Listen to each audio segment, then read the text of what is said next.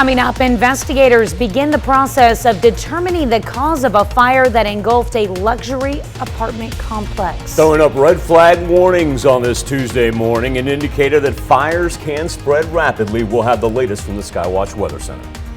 And we've lived with the COVID-19 pandemic for over 2 years, but now there are signs of an important transition. The 4 states' most watched news starts now. Good morning and welcome to the KOAM Morning News. It is 5 a.m. I'm Tanya Bach. Those stories on the way as we look ahead to the upcoming Pittsburgh State, Missouri Southern Showdown. But first, we go to Michael in the Skywatch Weather Center. Tanya, oftentimes we talk about elevated fire risks and the danger of it with the low humidity and the high wind, but very rarely do we end up with actually color-coded warnings. That's what we have for this Tuesday, a red flag warning stretching until 7 o'clock tonight. For those counties there in the red/pink, widespread throughout the entire Midwest, lasting from Nebraska all the way down through Oklahoma, Panhandle of Texas, New Mexico, and Arizona. And the idea of just how arid and dry it has been. Temperatures certainly not too bad. 44 already in Joplin, 36 in Chanute and Monette. Let's go 45 in Miami. Still staying relatively quiet, starting to see a little bit of precip develop up there by the Canadian border as we await our cold front. But remember, it won't be here for some time, as even the morning cloud cover that we have is now dispatched, and we're off to a beautiful clear start. So let's talk about the old fire risk here, because as our humidity drops down around 20%, we've got winds coming out of the south and will gust up to about 35 miles per hour this afternoon. It is going to be a blustery one. It does put us up into the mid-60s, though. That's not still too bad. Our timeline for the cold front really unchanged from yesterday. After today in the 60s and tomorrow in the 60s as well, then we'll see the precipitation begin to build, start with some scattered rain for Wednesday morning. Shouldn't really affect the commute, but then our rain picks up for Wednesday night. We actually get some legitimate thunderstorm activity right there for Wednesday into Thursday morning. And then we got to pay attention to the old wintry mix that's going to move in as our temperatures just go down, down, down on Thursday, all the way into the 20s. It will bring us not only a little freezing rain there in the morning, but also some snow on Thursday. Don't think we'll see anywhere close to the accumulation numbers that we did at the beginning of the month, but probably about 1 inch to 2 inches. All right, well, keep an eye on that for sure. Yeah, freezing rain is going to be first and foremost. We can get through the snow. We've been there, done that. We just kind of got lucky. We haven't had a whole lot of freezing precipitation. Yeah. In the meantime, enjoy today, right? And don't burn anything. There you go. No burning. Well, investigators begin digging through rubble to determine the cause of a massive fire that smoldered for 4 days and engulfed a $65 million luxury apartment complex. It happened in Oklahoma City at the complex that was under construction. At least 80 firefighters working in 6-hour rotations were called in to help extinguish the blaze that began on Tuesday at the 326-unit complex. No injuries were reported. Oklahoma City firefighters were helped in their efforts to put out lingering flames by demolition crews who cleared areas and allowed access to hot spots. The luxury apartment complex had been scheduled to open sometime in the spring. A Missouri prosecutor will not bring charges against a St. Louis Post-Dispatch journalist who exposed a state database flaw, one that allowed public access to thousands of teachers' Social Security numbers. Cole County prosecutor Locke Thompson released a statement saying the issues at the heart of the investigation have been resolved through non-legal means. Republican Governor Mike Parson announced the investigation in October after a Post-Dispatch reporter informed the state of a significant data issue that left the teachers' data vulnerable to public disclosure. The newspaper held off publishing a story about the flaw until the state fixed it. The leader of the Missouri Senate says he is trying to find a magic path to an agreement on a congressional redistricting plan for his state. The Senate met in a rare Saturday session as a filibuster by a conservative coalition continued. Republicans hold 6 of the 8 U.S. House seats. A redistricting plan passed by the Missouri House is projected to continue that, but conservative senators are pushing for a map that could give Republicans a shot at 7 seats. And Kansas officials face 2 lawsuits over Republican redistricting law. The lawsuits filed on Monday challenge a map that cost the state's only Democrat in Congress some of the territory in her Kansas City area district that she carries by wide margins in elections. A team of attorneys filed a lawsuit in Wyandotte County District Court in the Kansas City area. American Civil Liberties Union of Kansas filed another shortly afterward. The lawsuits argue the map enacted last week is unacceptable because it splits Kansas City, Kansas, and decreases the number of minority voters in U.S. Representative Sharice Davids' district. Republicans reject those criticisms. The COVID pandemic has been part of our lives for nearly 2 years now, but we're seeing signs of a transition to an endemic. Now, the word endemic has been appearing more lately as the CDC continues to alter guidance related to the COVID-19 pandemic. An endemic is a disease outbreak that's consistently present but limited to a particular region. Jessica Liberty with the Freeman Health System in Joplin says hope is on the horizon. There have been such huge strides in COVID treatments since the beginning of the pandemic, and it has improved patients' outcome remarkably. And I'm sure, even though we can't quantify it, has reduced our COVID-related deaths exponentially. Liberty says COVID hospitalization numbers are down at Freeman, and she's hopeful that trend will continue as we move past the Omicron spike.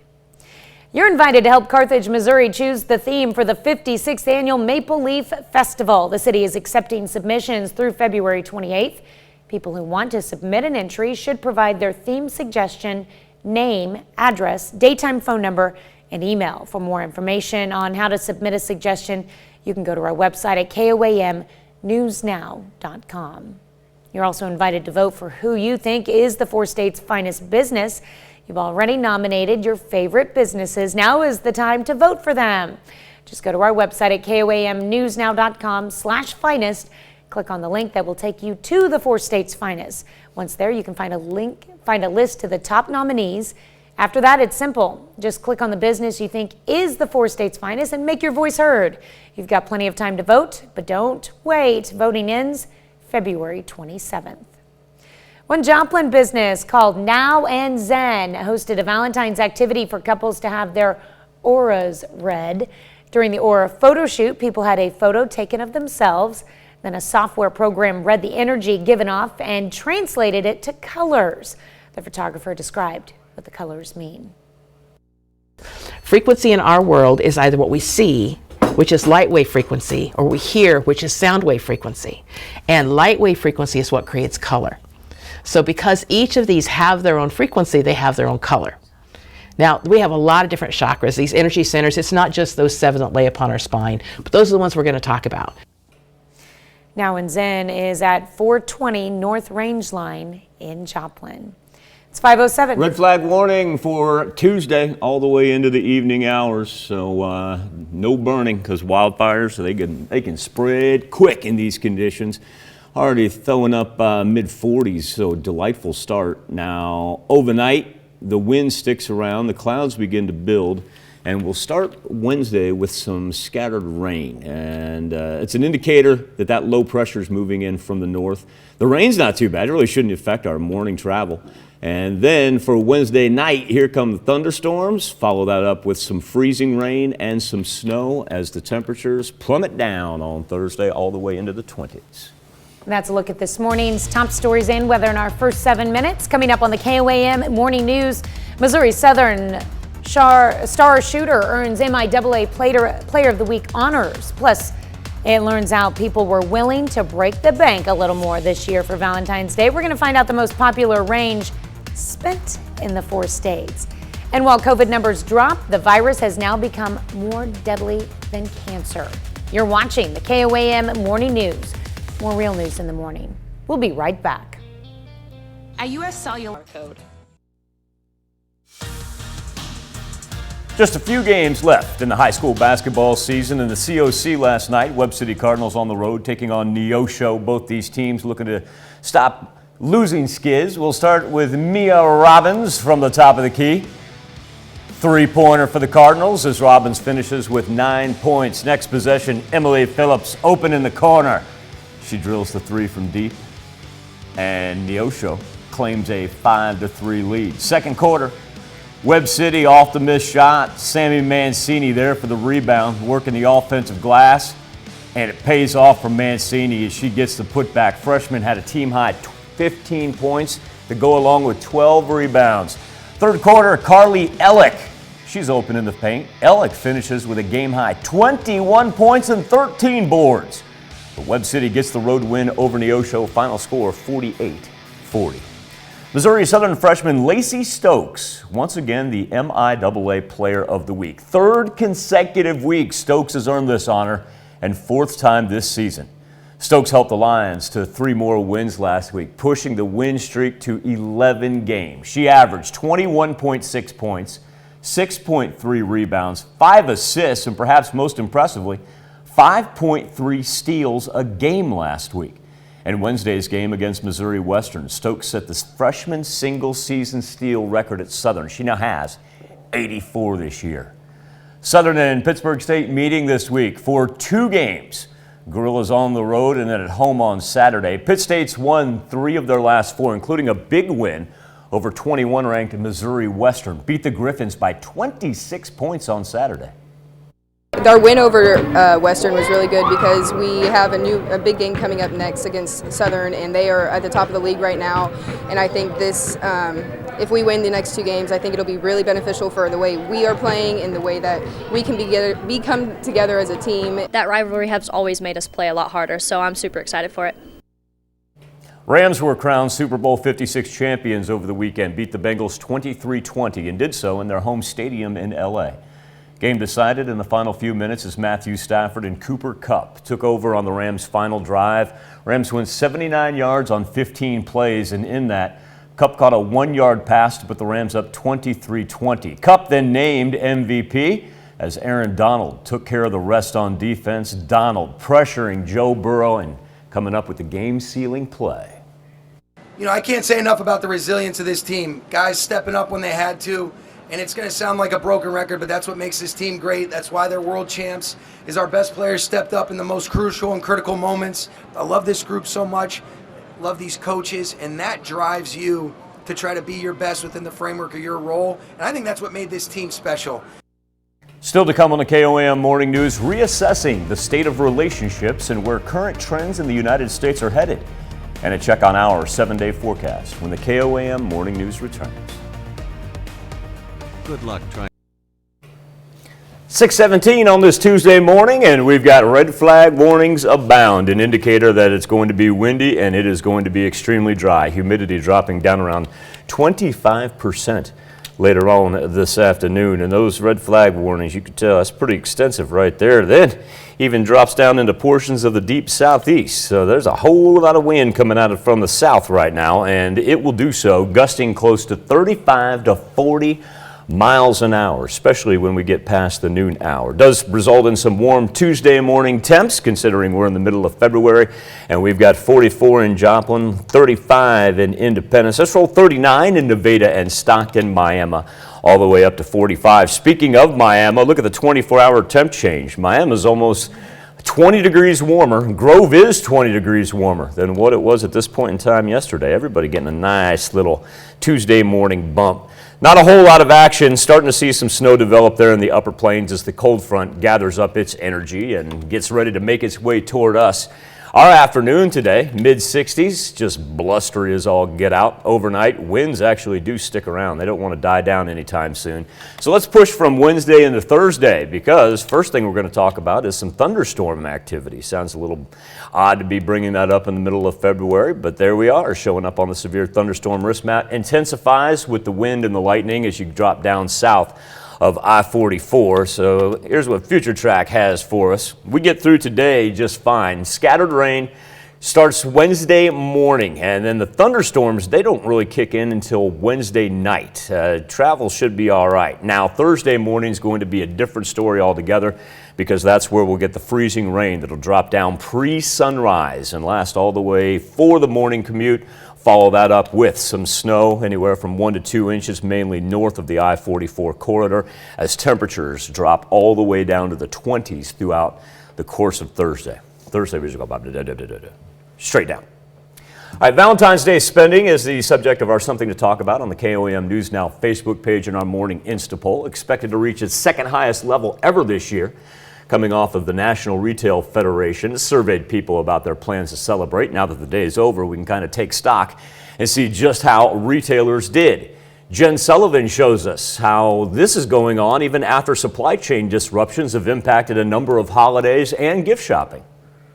Love is in the air, and Valentine's Day spending is soaring to near record highs. Consumers are really planning to go all out for Valentine's Day this year. According to the National Retail Federation, spending is expected to reach nearly $24 billion this year. That's up from last year and the second highest spending year on record. This survey shows shoppers are expected to spend an average of about $175 per person.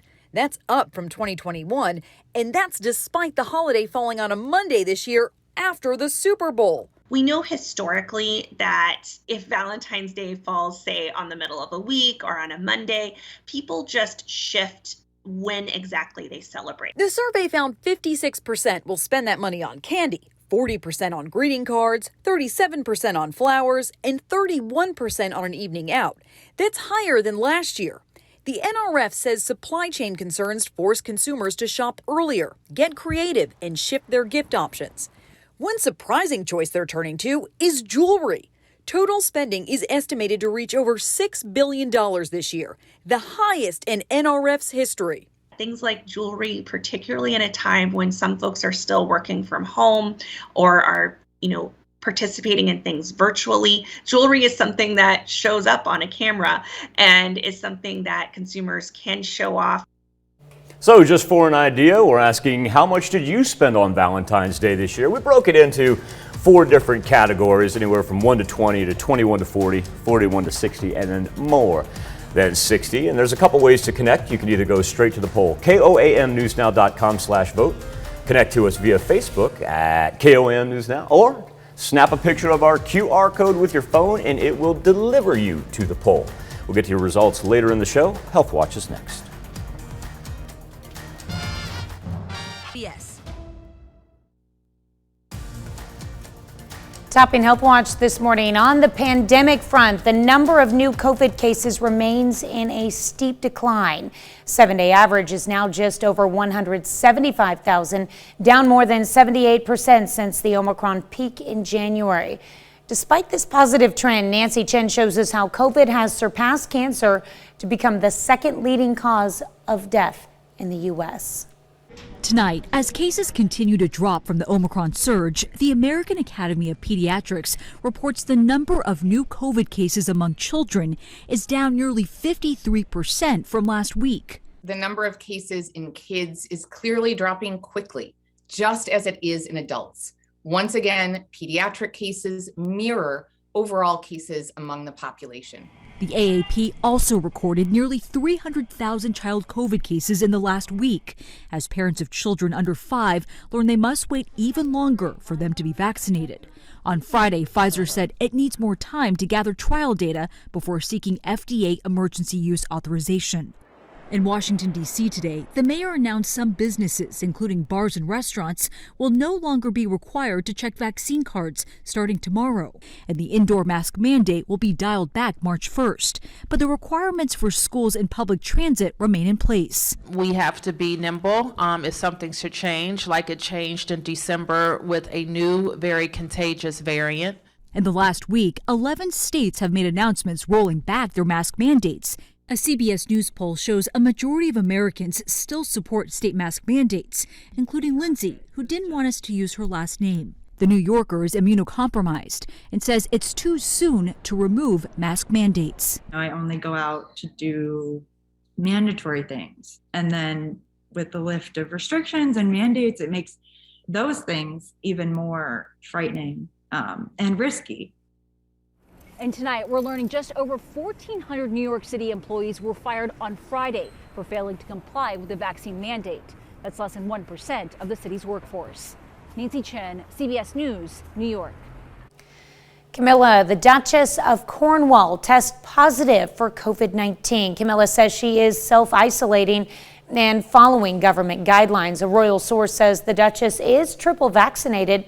Her husband, Prince Charles, tested positive last week.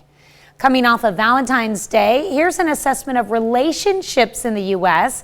According to the General Social Survey, 26% of Americans ages 18 and up did not engage in intercourse once over the past year. While some of that can be blamed on the pandemic, social scientists point out it is a trend that has been developing over time that matches with an increase in unmarried men and women living alone. While younger people are struggling romantically, the percentage of people over 55 in a relationship has remained steady. There is good news across all age ranges. According to CDC data, the divorce rate is dropping. That means though there are fewer marriages, the ones that do happen are more likely to succeed. That's a look at some of today's top health stories. You're watching the KOAM Morning News. Hi, it's Christy with Miss Stacy's. Coming up, investigators begin the process of determining the cause of a fire that engulfed a luxury apartment complex. We've got red flag warnings abound, an indicator that we are in the midst of very dangerous fire weather. The latest from the Skywatch Weather Center. And we've lived with the COVID-19 pandemic for over 2 years, but now there are signs of an important transition. The 4 states' most watched news starts now. Good morning and welcome to the KOAM Morning News. It is 5:30. I'm Tanya Buck. We'll have those stories and the latest on a growing number of Russian troops at the border of Ukraine this half hour.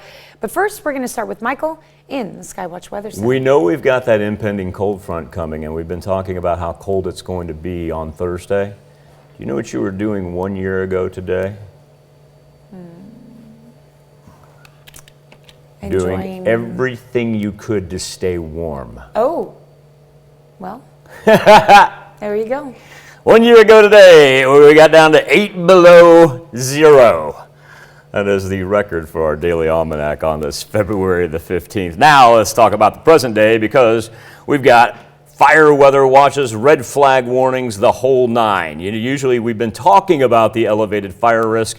This time we are actually color coded. In other words, the high wind and very low humidity just going to make everything ripe to spread and spread quickly. Please avoid any outdoor burning. It is a delightful start, albeit already kind of gusty, but our temperature is not too bad whatsoever, anywhere from mid-30s to mid-40s. As a matter of fact, that's about a 15 to 20 degree bump up in certain places, especially down to the south, where it was just a tad bit cooler than what it was up to the north yesterday. We've kind of evened that out. Weather trend for today, mid-60s. Hard to beat that, but just hold on out there because, like I said, 35, 40 mile an hour winds persist pretty much all day and all night. Not going to be one of those that disappears after the sun sets. Here's future track. A little cloud cover builds Tuesday into Wednesday. Wednesday, scattered rains to begin with. Not too bad for the morning and afternoon hours. Then we get some legitimate thunderstorm activity, especially south of I-44 for Wednesday night. Right there. Let's talk thunderstorms first. There we go. Early Thursday morning, and on top of the thunderstorms, the freezing rain indicated in the pink. That is definitely going to cause some travel concerns for Thursday morning. And then we follow that up with snow, most of the snow staying north of the I-44 corridor. 7-day forecast. Temperatures, well, we get through the precip, then we'll worry about the temperatures. But what's going to happen, Tanya, is once we turn that clock from midnight, we just go straight down. At one point in time, Thursday morning, as this thing's going to progress from northwest down to southeast, the far southeastern portion of the 4 states is probably going to be hanging on to high 50s, if not 60. And the northwest will be sitting at about 15 to 17 degrees. Like, what time of the day are we looking at the high of the 20, though? Like, in the 20s? Oh, when we begin to average out? Yeah. Probably about 3, 4 p.m. Okay, and then it's not going to change much from there. Yeah, I mean, if you want to jump on I-49 and make a run for it down to the south, that's going to be your only bet to escape the cold. Yeah, well, instead of doing that, I just want to bundle up in a blanket. Hey, we're going to need it, trust me. There you go. All right, thanks, Michael.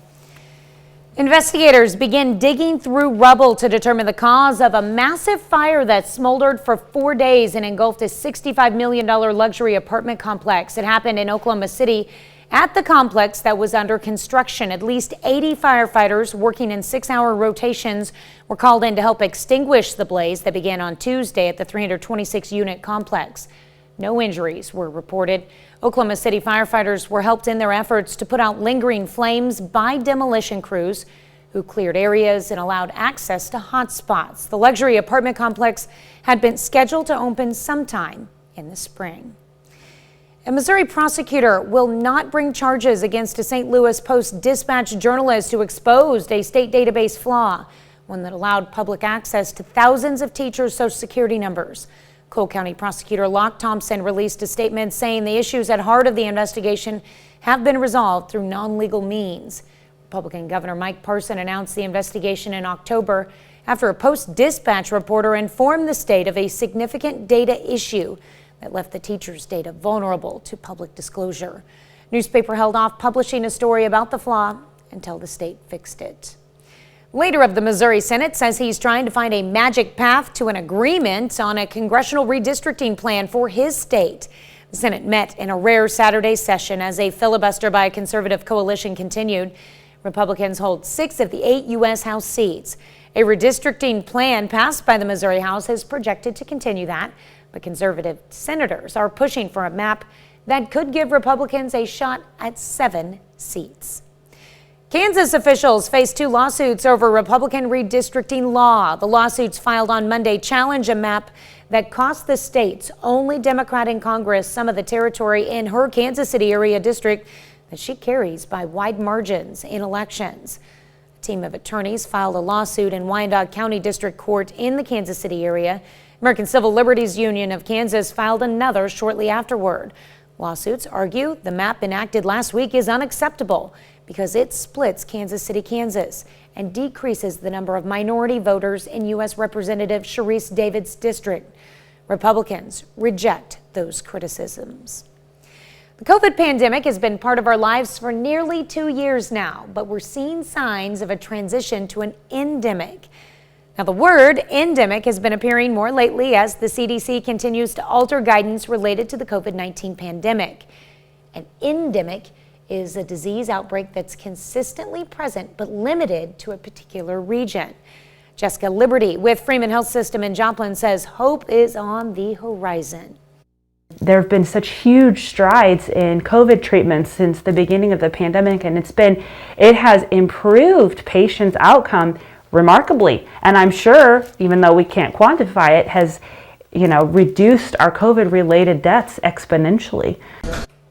Liberty says COVID hospitalization numbers are down at Freeman, and she's hopeful that trend will continue as we move past the Omicron spike. Well, you're invited to help Carthage, Missouri choose the theme for the 56th Annual Maple Leaf Festival. The city is accepting submissions through February 28th.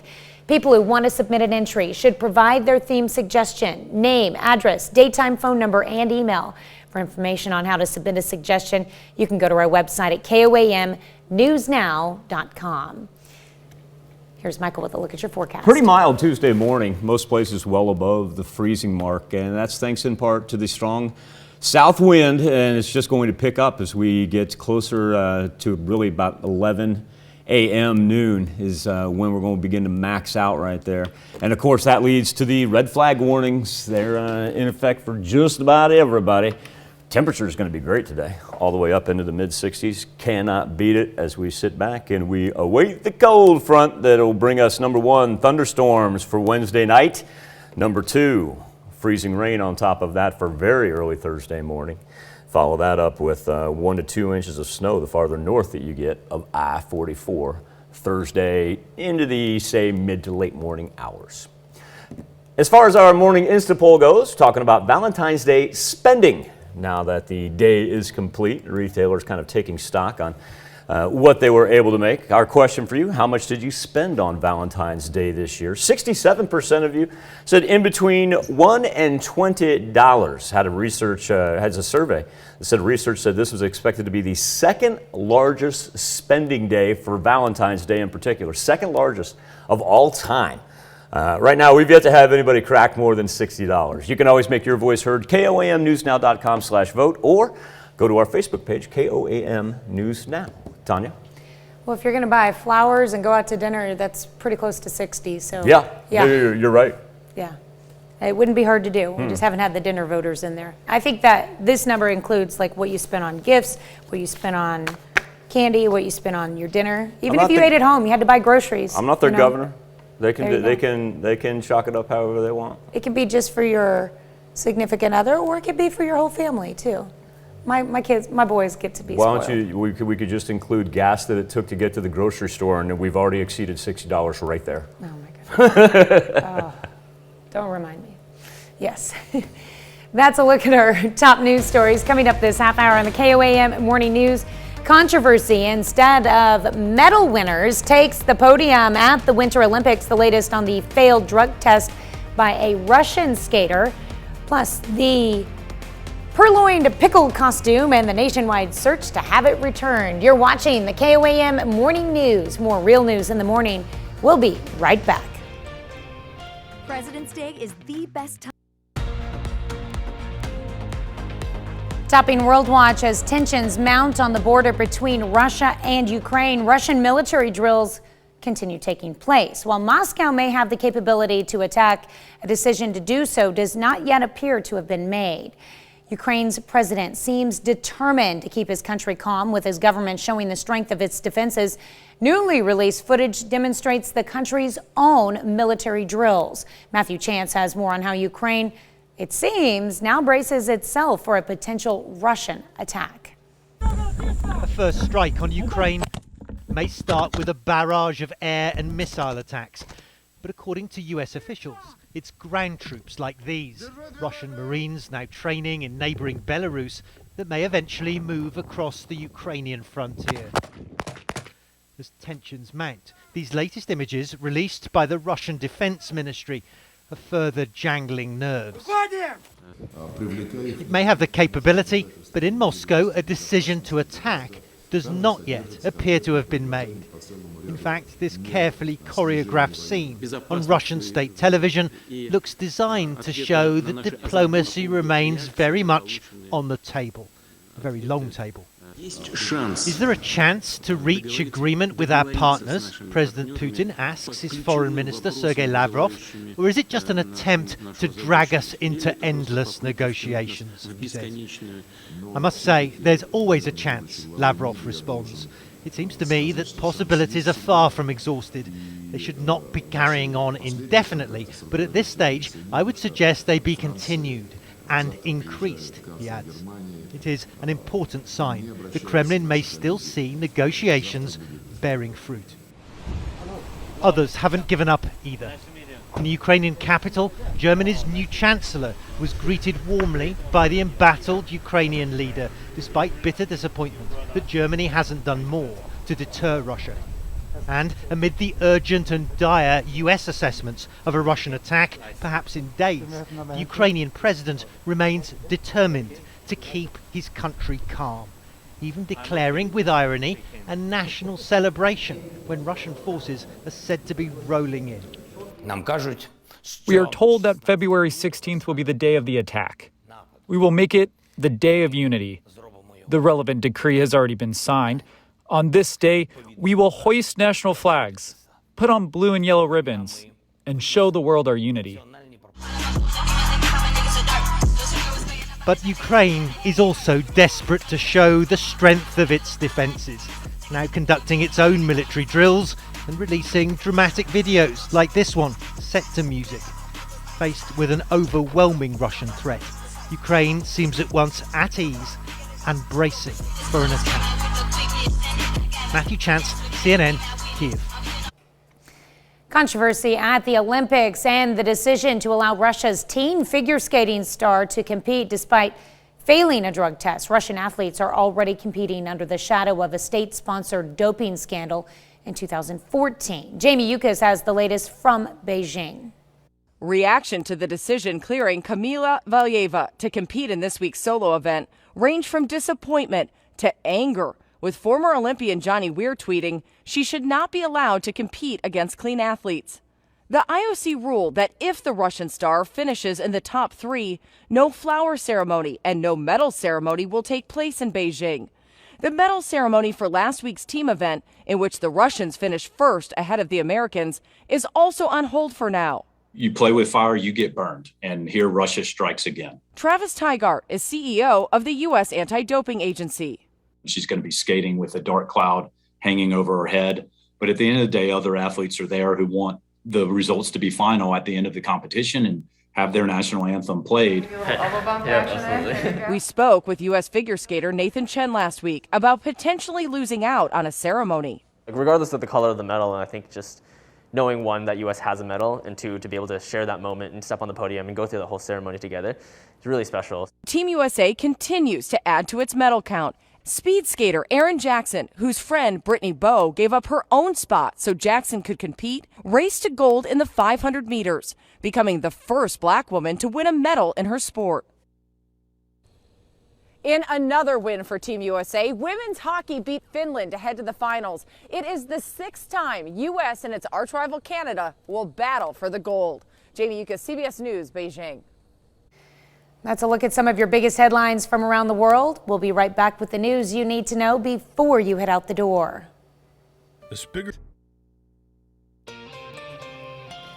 Here's a check of today's top headlines, the news you need to know before you head out the door. Investigators begin digging through rubble to determine the cause of the massive fire that smoldered for 4 days and engulfed a $65 million luxury apartment complex in Oklahoma City that had been under construction. At least 80 firefighters working in 6-hour rotations were called in to help extinguish the blaze that began on Tuesday at the 326-unit complex. No injuries were reported.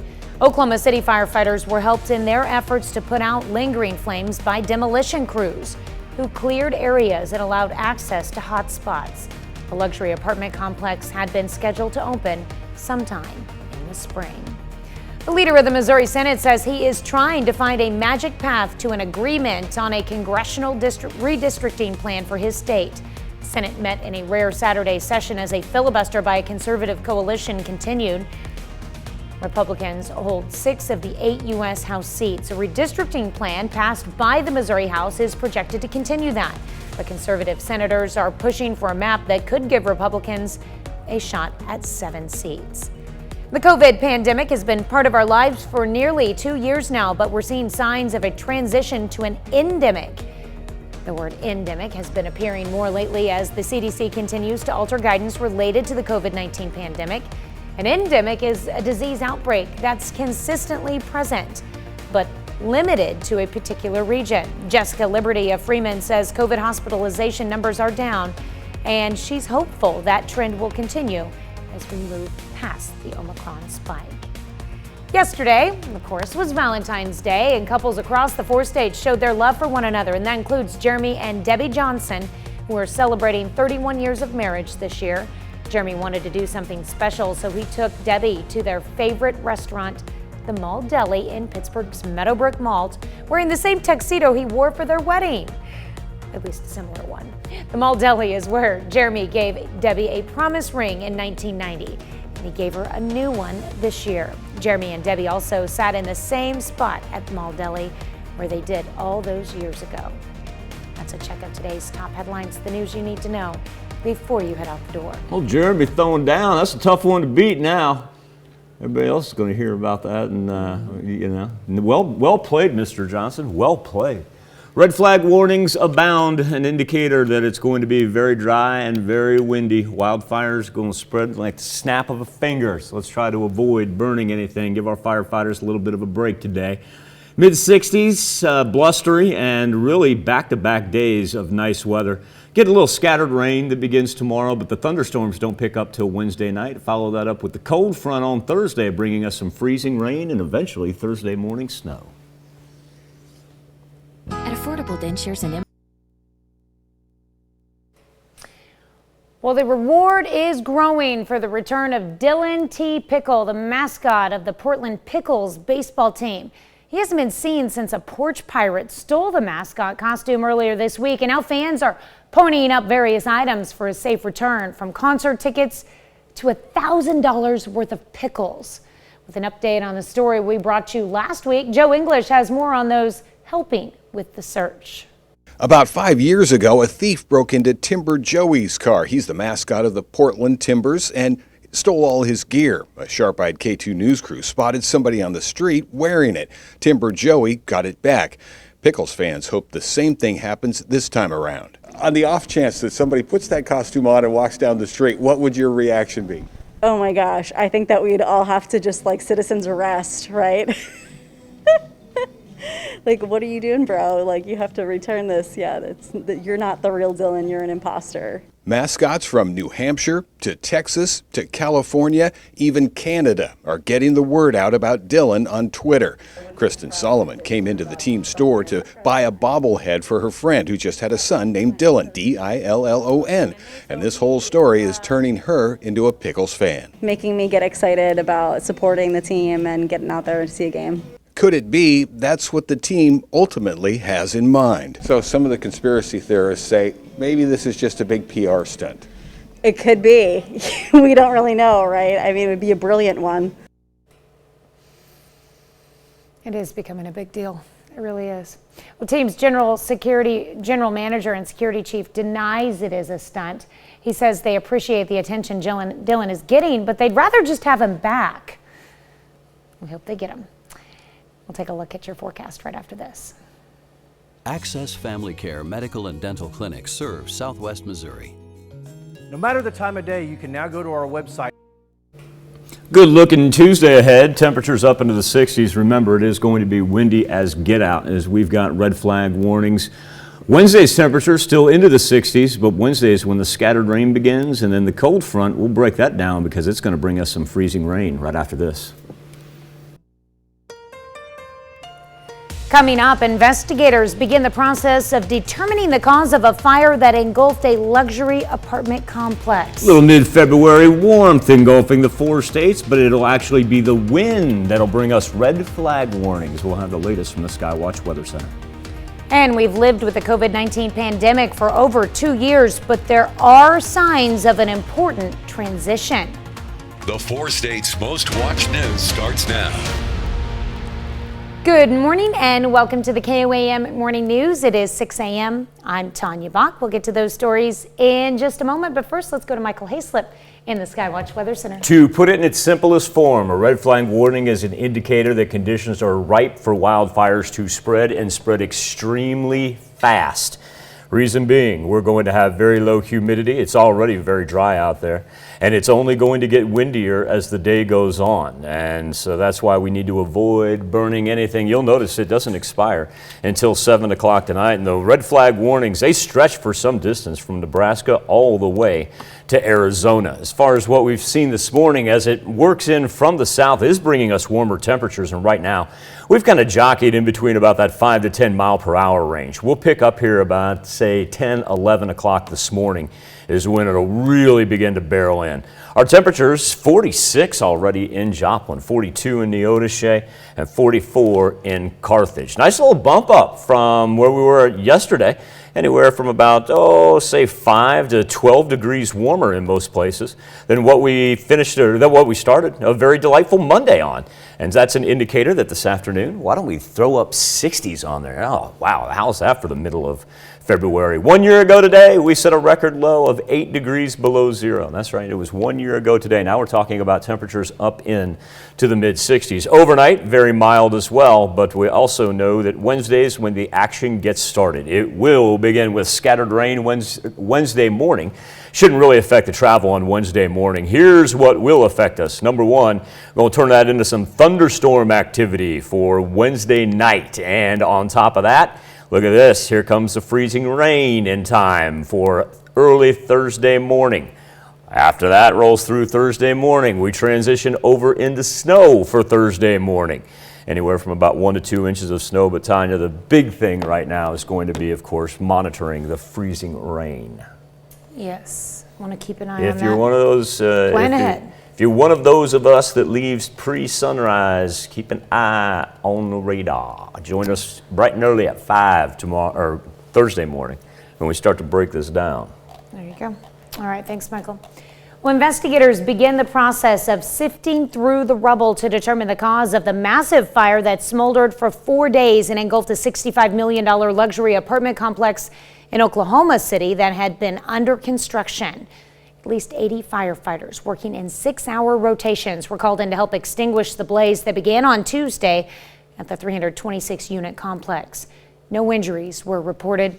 Oklahoma City firefighters were helped in their efforts to put out lingering flames by demolition crews who cleared areas and allowed access to hot spots. The luxury apartment complex had been scheduled to open sometime in the spring.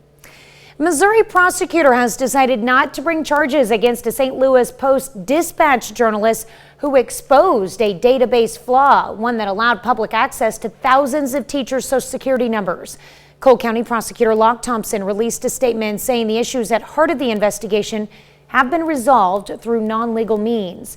Republican Governor Mike Parson announced the investigation in October after a Post-Dispatch reporter informed the state of a significant data issue that left the teachers' data vulnerable to public disclosure. The newspaper held off publishing a story about the flaw until the state fixed it. The leader of the Missouri Senate said he is trying to find a magic path to an agreement on a congressional redistricting plan for his state. The Senate met in a rare Saturday session as a filibuster by a conservative coalition continued. Republicans hold 6 of the 8 U.S. House seats. A redistricting plan raised by the Missouri House is projected to continue that. But conservative senators are pushing for a map that could give Republicans a shot at 7 seats. Kansas officials face 2 lawsuits over Republican redistricting law. The lawsuits filed on Monday challenge a map that cost the state's only Democrat in Congress some of the territory in her Kansas City area district that she carries by wide margins in elections. A team of attorneys filed a lawsuit in Wyandotte County District Court in the Kansas City area. The American Civil Liberties Union of Kansas filed another shortly afterward. The lawsuits argue that the map enacted last week is unacceptable because it splits Kansas City, Kansas, and decreases the number of minority voters in U.S. Representative Sharice Davids' district. Republicans reject those criticisms. The COVID pandemic has been part of our lives for nearly 2 years now, but we're seeing signs of a transition to an endemic. The word endemic has been appearing more lately as the CDC continues to alter guidance related to the COVID-19 pandemic. An endemic is a disease outbreak that's consistently present but limited to a particular region. Jessica Liberty with Freeman Health System in Joplin says hope is on the horizon. There have been such huge strides in COVID treatments since the beginning of the pandemic, and it has improved patients' outcome remarkably. And I'm sure, even though we can't quantify it, has reduced our COVID-related deaths exponentially. Liberty says COVID hospitalization numbers are down at Freeman, and she's hopeful that trend will continue as we move past the Omicron spike. One Joplin business called Now and Zen hosted a Valentine's activity for couples to have their auras read. During the aura photo shoot, people had a photo taken of themselves, and then a software program read the energy given off and translated it to colors. The photographer described what the colors mean. Frequency in our world is either what we see, which is light wave frequency, or we hear, which is sound wave frequency. And light wave frequency is what creates color. So because each of these have their own frequency, they have their own color. Now, we have a lot of different chakras, these energy centers. It's not just those 7 that lay upon our spine, but those are the ones we're going to talk about. Now and Zen is at 420 North Rangeline in Joplin. Well, you're invited to help Carthage, Missouri choose the theme for the 56th annual Maple Leaf Festival. The city is accepting submissions through February 28th. People who want to submit an entry should provide their theme suggestion, name, address, daytime phone number, and email. For information on how to submit a suggestion, you can go to our website at KOAMnewsnow.com. Well, from one maple leaf to another, the story of what we think of to be Canada's national flag goes all the way back to the year 1610, when a young Canadian flew a modified version of England's Union Jack. In 1867, the Dominion of Canada established itself as a self-governing federation and began making modifications to its flag at that time. The quest for a new national flag would would begin in 1925, but would not make it to a vote until 1964, when Parliament voted to finally adopt the familiar design known around the world, the official colors of Canada, red and white, with the 11-point maple leaf in its center. Queen Elizabeth II proclaimed February 15, 1965, as the day on which the new flag would be raised over Parliament Hill and adopted by all Canadians. Who knew? I'm surprised they didn't vote on it until 1964. That's crazy. Yeah, it's waited a few years. The unofficial flag. I guess you could fly whatever you wanted during that time, huh? All right, future track for today. We'll get sunshine. It's going to be windy, lift us up into the 60s. This afternoon, cloud cover begins to roll in. Early Wednesday morning, scattered rain begins. Not very widespread and really won't have an effect on tomorrow morning's commute. After that, then it gets interesting. Thunderstorm activity Wednesday night, freezing rain early Thursday morning. Follow that up as the freezing rain drops to the southeast with snow, looking at about 1 to 2 inches of snow. I think freezing rain really the important thing right now, and temperatures only in the 20s for Thursday afternoon. That's a look at this morning's top stories in weather in our first 7 minutes. Coming up on the KOAM Morning News, NASA peels back the clouds to take a look at the planet Venus like you've never seen before. Plus, yesterday marked the 4th anniversary of the mass shooting at the Marjory Stoneman Douglas High School. As parents and students observed the occasion with demands for changes to gun legislation. We take you there. And many parents grow frustrated over the delay in rolling out COVID vaccines for young children. We're going to tell you why the FDA says not so fast. You're watching the KOAM Morning News. More real news in the morning. We'll be right back. This year, we considered hiring an ad agency to help us with our marketing. Topping Nation Watch this morning, Monday marked 14 years since the mass shooting at Northern Illinois University. 5 students were killed, some 24 others injured. On February 14th, 2008, shortly after 3 p.m., a former NYU graduate student opened fire inside a lecture hall. He was still on the stage when he shot and killed himself with one of the 3 guns he brought. To honor the victim, the bells at NIU campus tolled 5 times Monday afternoon. February 14th also marks another grim anniversary. It's been 4 years since the tragic Marjory Stoneman Douglas High School shooting that killed 17 people, most of them students. Parents of the victims and student activists marked the solemn date by rallying near the White House to demand action on gun legislation. Natalie Brand reports from Washington. Atop a crane 150 feet high near the White House, Manuel Oliver, who lost his son in the mass school shooting in Parkland, Florida, delivered a message to the president. I asked for a meeting with Joe Biden a month ago. The father of victim Joaquin Oliver hung a banner demanding gun legislation 4 years to the day that 17 students and staff were killed at Marjory Stoneman Douglas High School. Later, Oliver climbed down from the crane and was temporarily taken into custody by local police. Patricia Oliver, who traveled with her husband to Washington, says her family wants to see action. I would like to see changes that improve our safety. Recently, there's been an uptick in gun violence at schools in the U.S. According to Education Week, there were at least 10 incidents this year, killing or injuring 19 people. In 2021, 34 school shootings were reported, with more than a dozen people killed. President Biden released a statement saying he mourns with the Parkland families and has called on Congress to pass gun safety legislation and additional funding for programs aimed at reducing violent crime. Recent bills aimed at strengthening the nation's background checks and gun laws have stalled in the U.S. Senate. Every day remind us the pain, and that's why we decided to be where we are today. Joaquin Oliver's family says they won't stop working until there's change. Natalie Brandt, CBS News, Washington. Former student Nicholas Cruz pled guilty to the Parkland shooting. He faces life in prison or the death penalty when his sentencing trial begins in April. That's a look at today's top national stories. We'll be right back.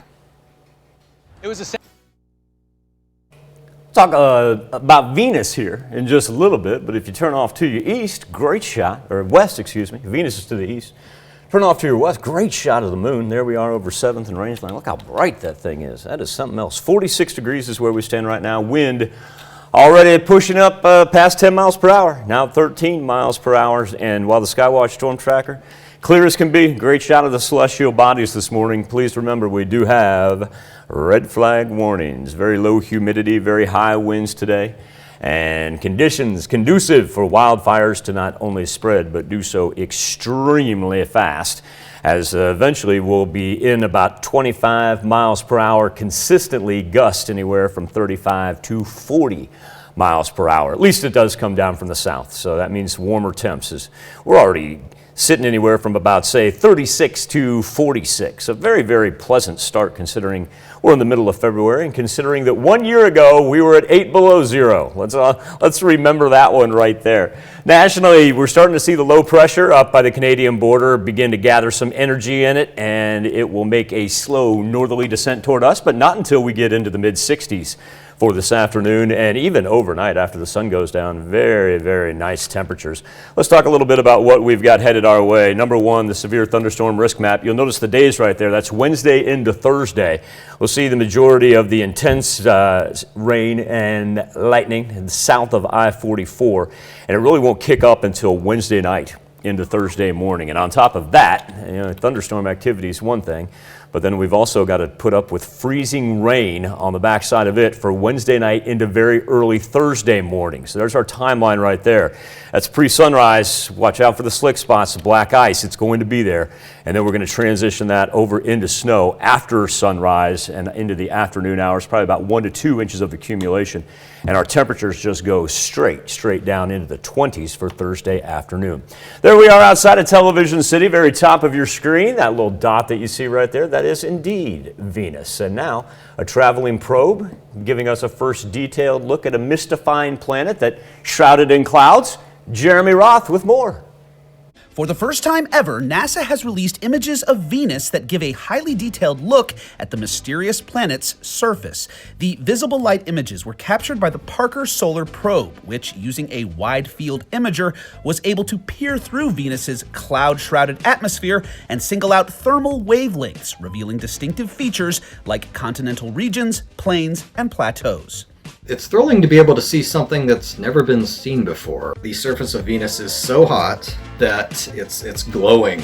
Scientists say chemical data suggests that Venus may have been habitable in the past. Data gathered by the probe could help them learn more, not just about the planet's geology, but its evolutionary history as well. Another spaceflight first is in the works for NASA, which has teamed with aerospace contractor Lockheed Martin to build an Ascent Vehicle designed to launch from Mars. The rocket would land on the red planet to retrieve rocks and dirt currently being gathered by the rover Perseverance, then blast off to return home. If successful, the vehicle would be the first ever to launch from another planet. And from the red planet to the great red spot of Jupiter. We leave you with this fascinating highlight of the solar system's largest planet to celebrate the work of another storied spacecraft, the Voyager probe, which since its launch in 1977 has spent more than 40 years going where no one has gone before, feeding back unprecedented interstellar images like this one. Be right back with Healthwatch after this.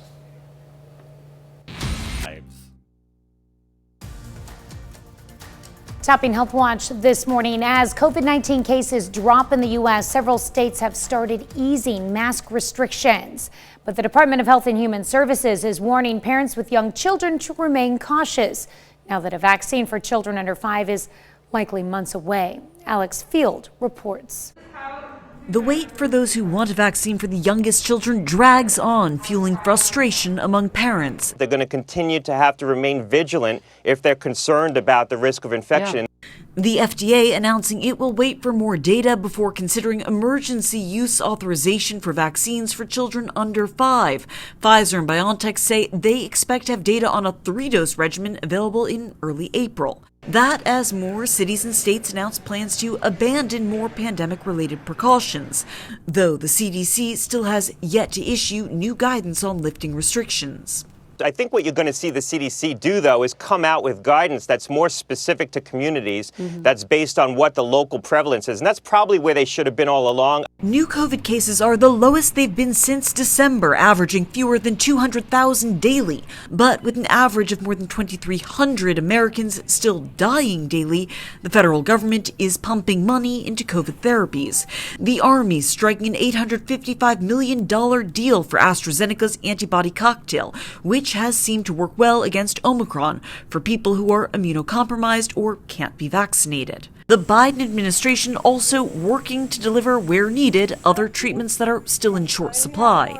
We continue to encourage every governor to do everything they can to make sure their citizens don't get sick and need these treatments. And the more they do all the preventative measures, vaccination, masking, testing, the more they can assure themselves that they won't need these treatments later on as dramatically. The only surviving portion of a federal vaccine mandate takes effect today, requiring the first shot of a vaccine for healthcare workers in 24 states not previously covered by vaccine mandates. The Supreme Court upholding the mandate, which applies to facilities that receive federal funding, in a ruling last month. Well, just 20 minutes of moderate to vigorous exercise a day when you're 70 to 75 years old can help prevent major heart disease when you're over 80. That's the finding of a study of more than 3,000 older Italians just published in the journal Heart. The research found the greatest exercise benefits at the age of 70. About 60% of U.S. women who gave birth in 2019 had poor heart health prior to getting pregnant, with excess weight, hypertension, and diabetes presenting the greatest concerns. Researchers at Northeastern University say poor maternal heart health can lead to problems for their children, including heart issues in early birth. Heart issues also cause more than 1 in 4 pregnancy-related deaths. That's according to the American Heart Association. Good maternal heart health was lower in the South and Midwest compared to the West and Northeast. And an older woman's estrogen levels could predict her risk of dying from COVID-19. Swedish researchers say higher levels of the hormone may help protect women from severe infection. They suggest supplemental hormone treatment could be used to lessen the severity of infections in women who have already gone through menopause. That's a look at some of today's top health stories. You're watching the KOAM Morning News. Take another beautiful shot outside of Television City right here as we get closer to sunrise and what's going to be a warm and windy Tuesday. We'll break down the cold front right after this.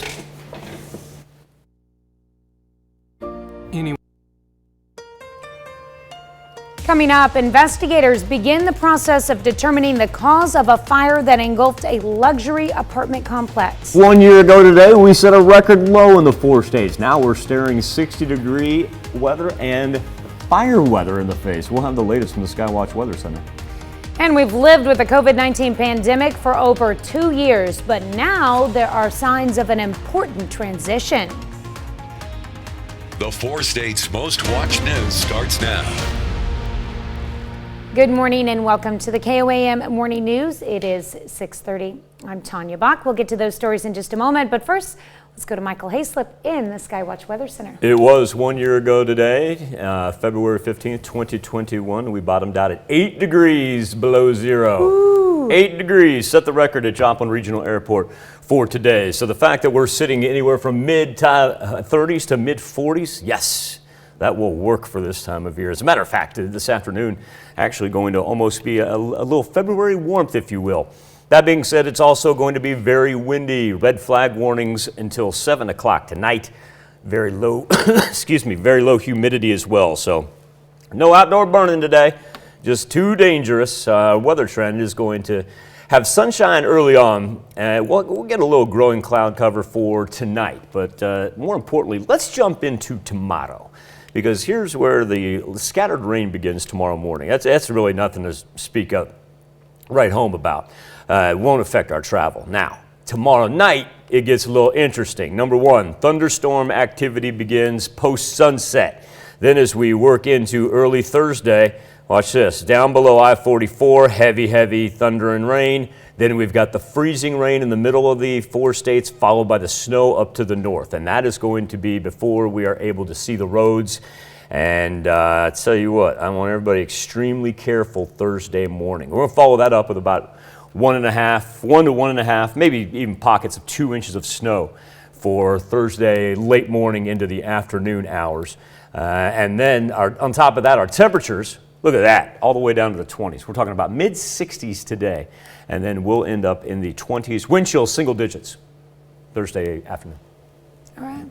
At one point in time, we'll see about a 50-degree spread from the northwest down to the southeast.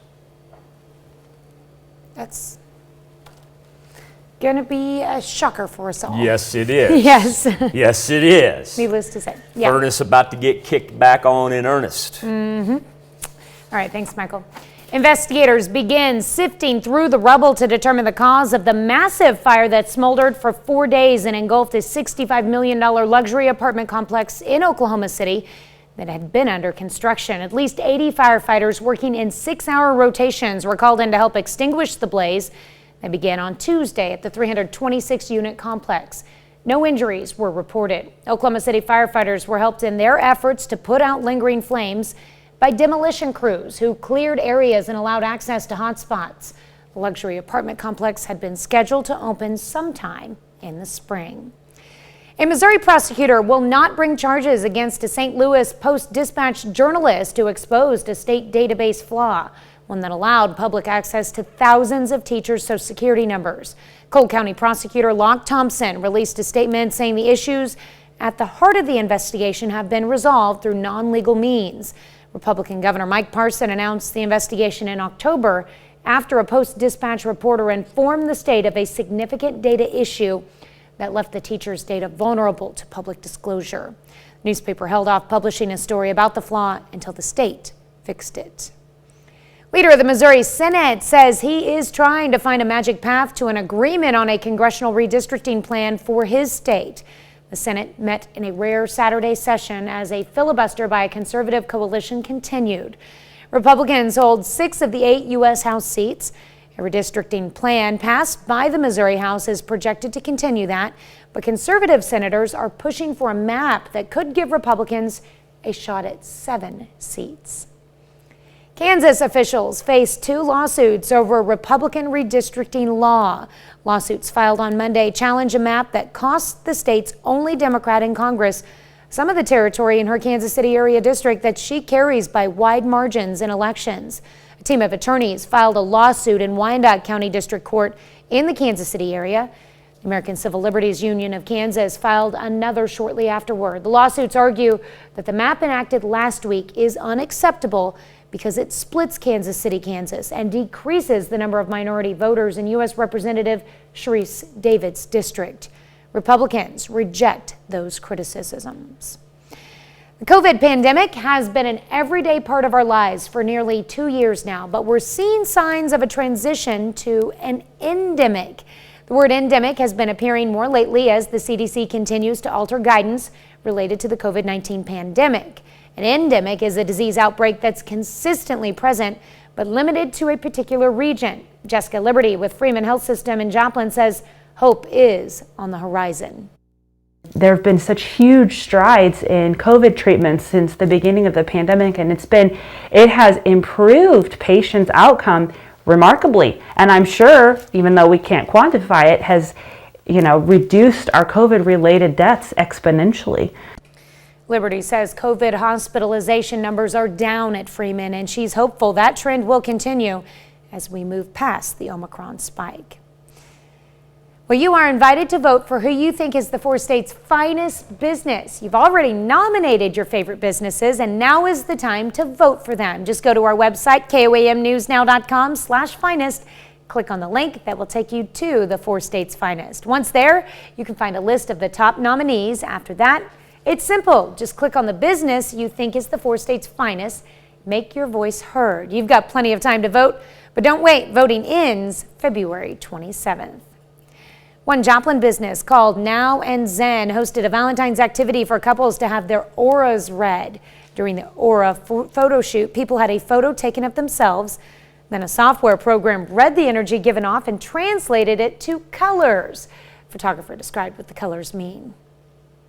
Sweetheart. Frequency in our world is either what we see, which is light wave frequency, or we hear, which is sound wave frequency. And light wave frequency is what creates color. So because each of these have their own frequency, they have their own color. Now, we have a lot of different chakras, these energy centers. It's not just those 7 that lay upon our spine, but those are the ones we're going to talk about. Now, and Zen is at 420 North Range Line in Joplin. Equal rights pioneer Susan B. Anthony was born on February 15th, 1820. Seems like fight for the rights of others may have been in her blood, as Anthony was born to a politically active family who fought for the abolition of slavery. Anthonys were also active in the temperance movement. When Anthony was denied a chance to speak at a temperance convention because of her gender, she became inspired to shift her focus to the fight for women's rights. In 1869, she founded the National Woman Suffrage Association alongside activist Elizabeth Cady Stanton. Anthony never married and devoted her life to the cause of fighting for women's equality.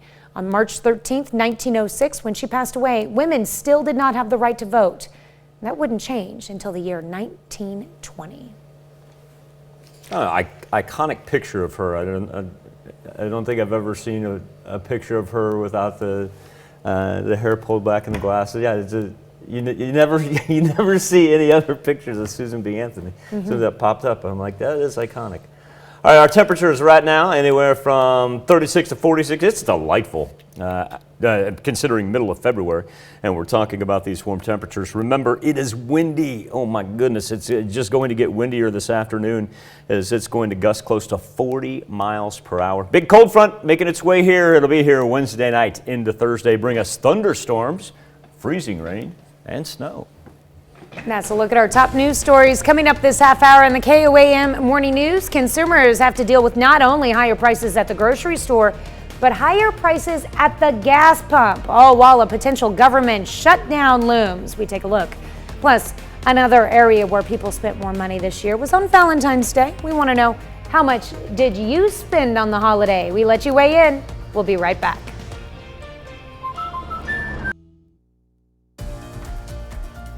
In Consumer Watch this morning, pain at the pump and at the grocery store. Economists are bracing for another potentially higher inflation report today on producer prices.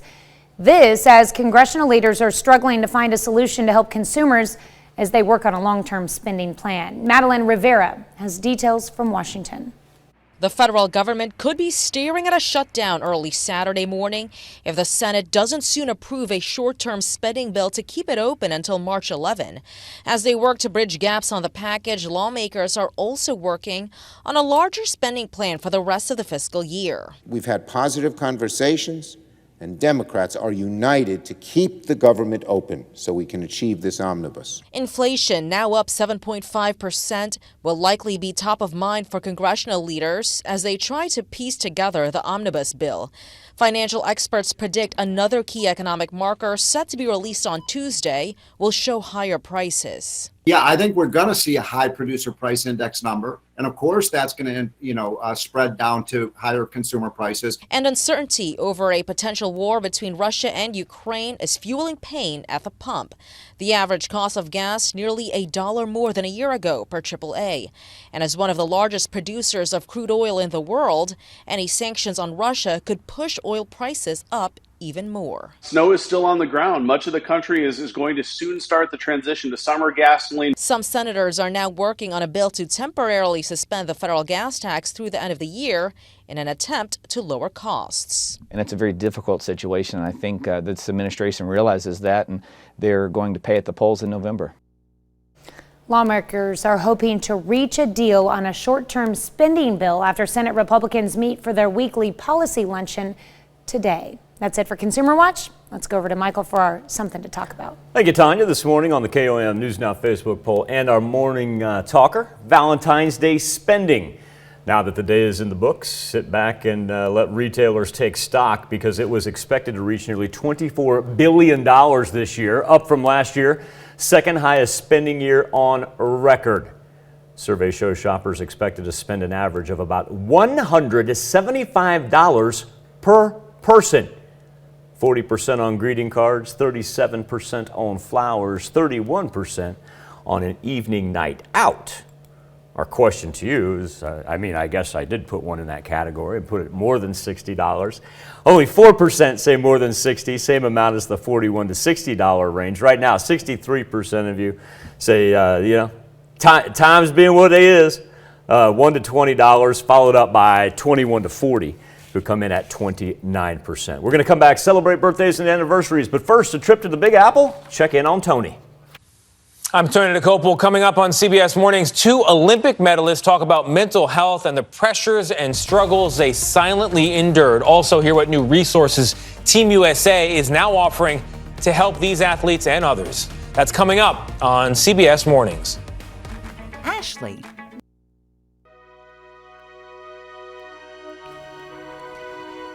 We take this time to honor this morning's 4-state hero.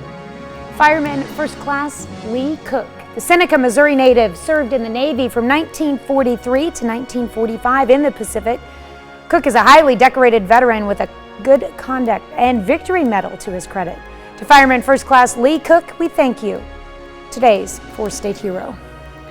Gonna kick it off with Maddie Lance. 2 plus 2 is 4. Atta girl. A happy 4th birthday to Maddie as she celebrates in Pittsburgh. All right, and we've got Lily Carlskent turning 10 years old this year. Lily is celebrating today, of course, with love from the family. All grown up right there. Layton High School turning 12, and he's being presented the baseball from his coach after going yard at a tourney in Girard last year. Layton, that'll way to light him up. You keep raking, kiddo. And a happy 12th birthday in Stockton. And then we've got Ethan Wheat. Hey, rock chalk ready. I like that. Ethan is 19 years old in Parsons with love from mom, dad, Aiden, Landon, and the grandparents. We've got a pair of 25s, and we'll begin with one, Jared Watson.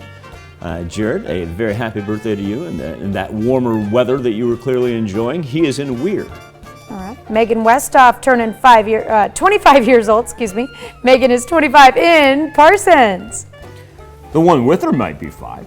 I don't think the one with her's 5. I think William Carpino, happy 41st birthday. William, this comes with love from mom, dad, sisters, brothers, nieces, and nephews. I wonder what he was working on right there.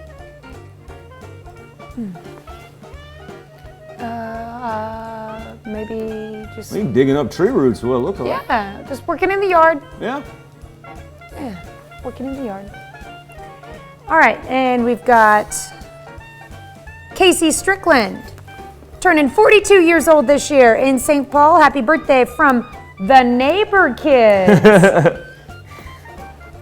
I don't know, I guess that's where the kids go hang out. I go to Casey's house. That's cool, that's cool. Beth Bauer, she is celebrating her 46th birthday. Got a spooky trick-or-treat photo right there. Happy birthday, Miss Beth.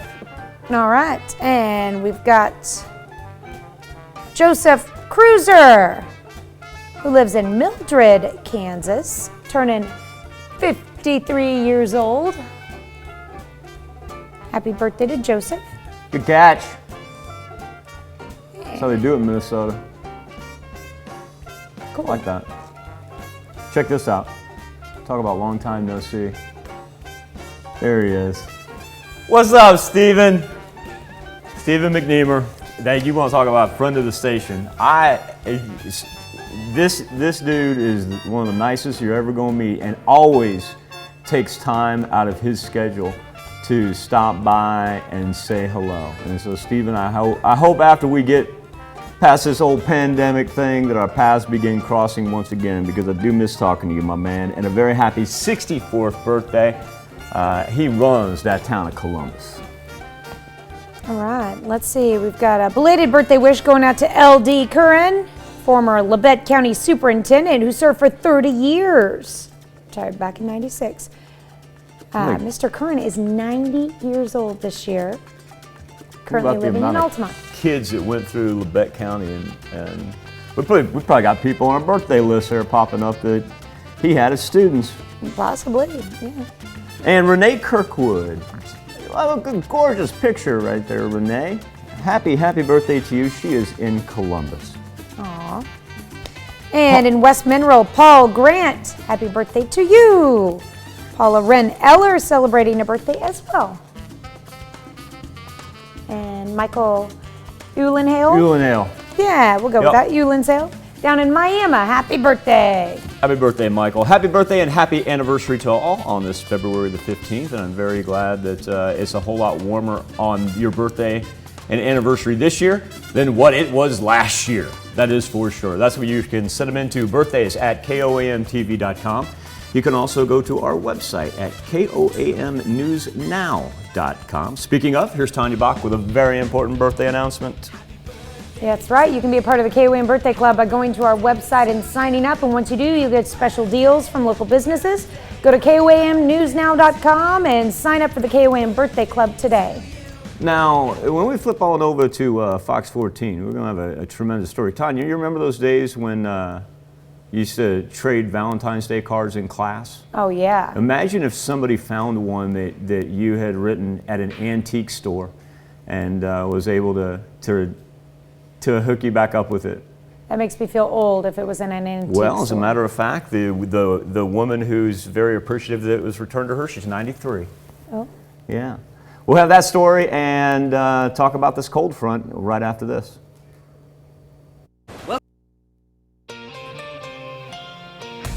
Here's a check of today's top headlines, the news you need to know before you head out the door. Investigators begin digging through rubble to determine the cause of the massive fire that smoldered for 4 days and engulfed a $65 million luxury apartment complex in Oklahoma City that had been under construction. At least 80 firefighters working in 6-hour rotations were called in to help extinguish the blaze that began on Tuesday at the 326-unit complex.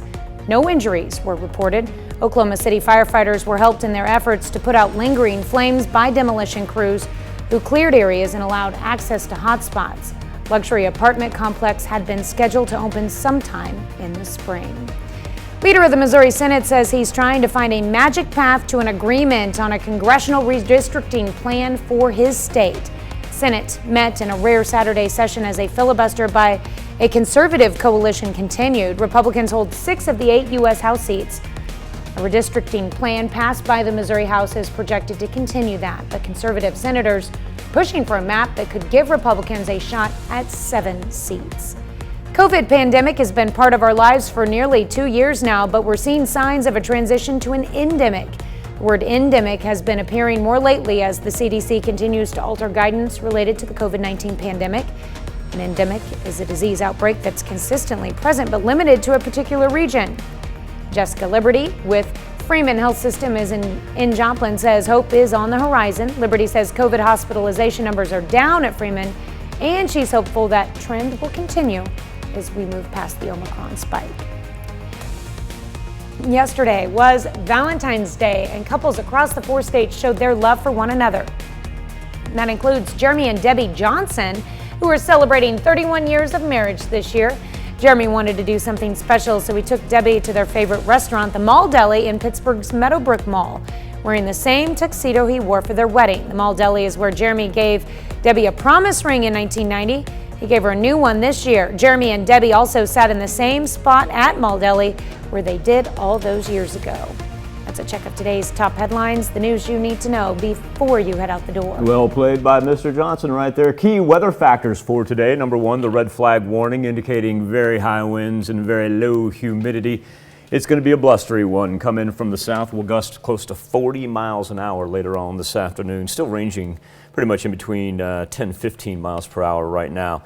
Also, too, a little February warmth. Not too bad of a start, and we'll end up into the 60s later on today. We'll roll mid-60s by the time it's said and done. Okay, so as we transition into tomorrow morning, number 1, here come the clouds. Number 2, light scattered rain early Wednesday. Doesn't really equate to much. But as we work through Wednesday, our rain intensifies with thunderstorm activity that then occurs along and then spreads south of I-44. On top of that, early Wednesday morning pre-sunrise, freezing rain works in. Everything moving northwest to southeast. Follow that up with snow throughout Thursday morning into the afternoon hours, and temperatures plummeting down into the 20s, single-digit wind chills throughout Thursday. All right. Well, coming up today at noon, we're making bourbon chicken and the Mr. Food Test Kitchen. Of course, your morning news continues on KOAM. We've got the CBS Morning News coming up next. A Russian invasion of Ukraine could cause already high gas prices to surge even higher. We'll have that ahead on CBS Mornings and how it could impact the price that we all pay at the pump. Or you can switch on over with us on Fox 14, where your only local morning news continues. This morning, the Fresh Prince of Bel-Air gets a fresh makeover and a dramatic new reboot. That wraps it up for this Tuesday edition. Enjoy some sunshine and some fresh air. Don't burn anything. Red flag warning. Be safe. We'll do this all again tomorrow morning. And we're going to do it Today's again Pledge today of at noon. Allegiance is brought to you by the Patriots at